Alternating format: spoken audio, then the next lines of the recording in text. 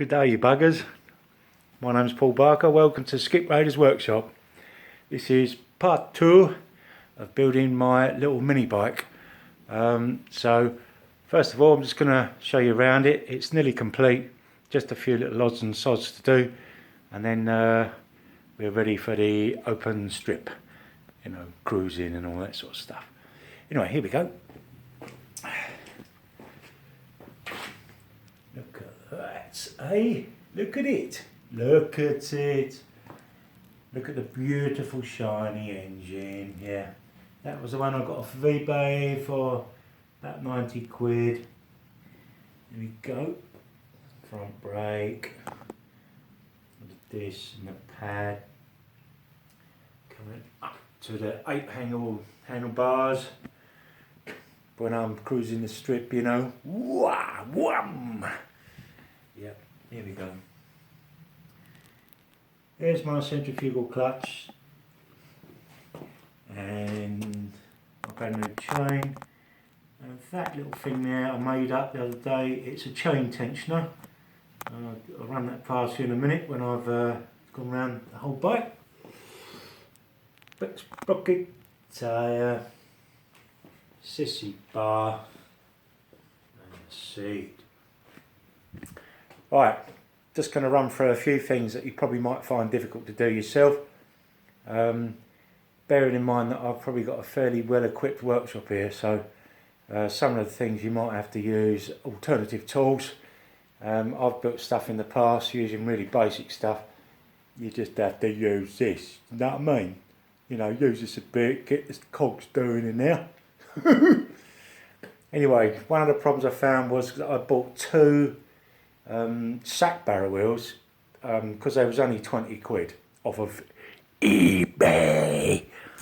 The trouble is they were split rims, but that helped me out in the end.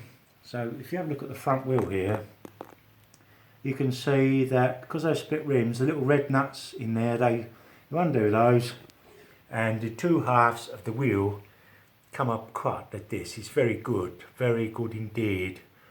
So yeah, take the bolts out, make a plate up that bolts back onto the wheel, weld a tube onto that plate, and then weld another plate onto the tube.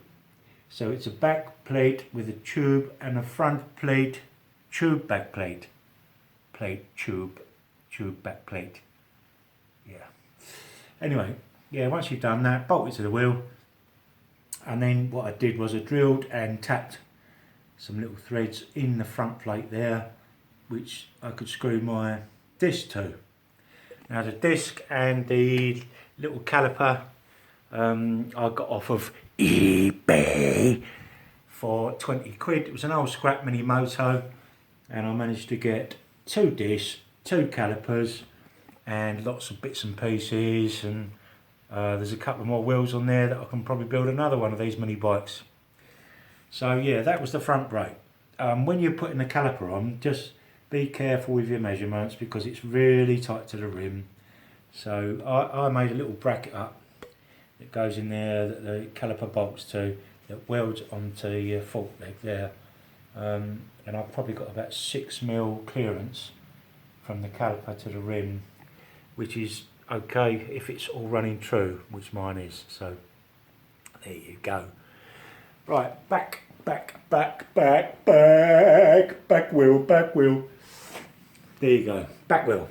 Same sort of thing, split rim, make a plate up, bolt it to the rim, weld a tube in between, and then this sprocket I got off of eBay for 10 quid. Now make sure if you're doing the same as me, you buy a metal one or a mild steel one so that you can weld it to the mild steel tube. If you buy an alloy sprocket, you're going to have big problems trying to weld that. Do you know what I mean? So yeah, a lot of them are alloy that you see advertised, but I managed to find this one which is mild steel, so that works fine.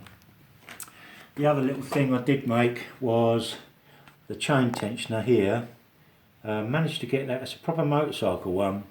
I managed to get that on, you guessed it, eBay, for about £3.50. The spring I found in my box of bits, that little bit of metal I welded down to the frame, which holds it all together, and it works really well, so that's the job done. There's my centrifugal clutch, I talked about that last time. Someone gave me the chain, brand new, thank you very much, they donated that. And then here we go, here's my upholstery. You know, I'm a jack of all trades and quite possibly master of none of them, but I had a go. But yeah, what I did was I bought a bit of plywood. Well, no I didn't, I found it. There it is, and found an old bit of foam from an old chair that someone was chucking out. Put that on top, and then this vinyl stuff you can get anywhere, it's dirt cheap and it's quite stretchy, so you can get quite a nice shape out of it. Stretched it over the top of the foam and then staple it to the underside on the wood using an old upholstery stapler which you can get from B&Q for 10 quid, believe it or not, 10 quid. I mean, you can't go wrong, can you? Yeah, so that's that. Done the same with the back pad on my nice little sissy bar, works really well. And that's basically it. I mean, I made that everything myself, the frame, like I said last time, the forks, the steering head was off an old BMX bike. Must tell you about my throttle that come from China. Here it is, look, doesn't it look pretty? It cost me £9.50 and it's worth about £2.50, it's crap. So, this is how it come up the box. There's a little zip tie holding it together there instead of a screw. Good move. The throttle grip itself isn't glued to the inner tube, so when you twist it, it twists round on the tube, doesn't work, but all I did was I took it off, filled it with super glue and quickly pushed it back on, and that seems to have cured it. So as I twist this, you can see it now operates the throttle. The front brake cable I got from a local bike shop.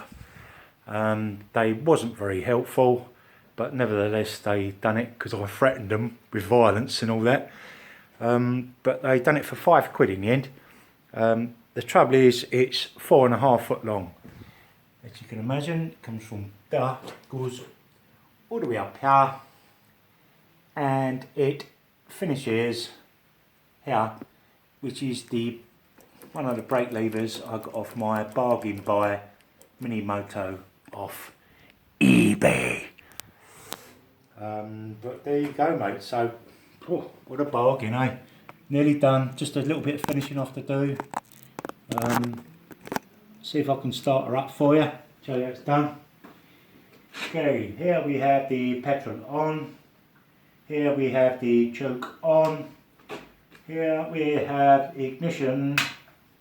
And then we follow this out.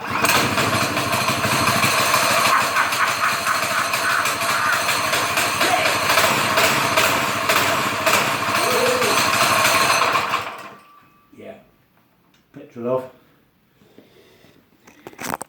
As you can see, she really wants to fly. I've taken her up the alley out the back here, got up to about 30 miles an hour, but she just wanted to go like a train, keep going. So next footage or vlog, whatever you call it, will be me at my place of work going across the Lure paddock with no regard for health or safety. So if I'm still alive by then and not dead, I will show you the footage. But tea's ready now, so goodbye.